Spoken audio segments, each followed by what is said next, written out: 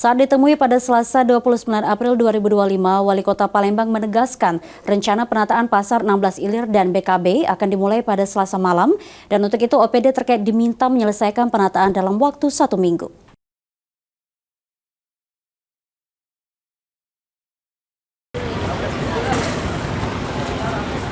Usai melakukan tinjauan ke Pasar 16 Ilir dan Benteng Kota Besak pada Senin kemarin, saat ditemui pada Selasa 29 April 2025, Wali Kota Palembang Ratu Dewa menegaskan sudah melakukan evaluasi dan beberapa hal menjadi fokus dalam penataan kawasan BKB seperti parkir dan oknum juru parkir liar, pedagang kaki lima, lingkungan seperti masih banyaknya sampah dan pohon yang tidak teratur. Dalam penataan ini, OPD terkait diberikan waktu 1 minggu untuk menyelesaikan. Rencananya pada Selasa malam penataan akan mulai dilakukan dengan dipimpin langsung Sekda Palembang.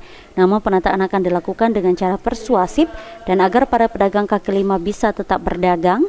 Tempat penampungan sementara yang sebelumnya disiapkan untuk relokasi pedagang Pasar 16 Ilir akan dimanfaatkan. Malam ini saya minta Pak Sekda turun di sana, tetapi tetap didahului dengan persuasif.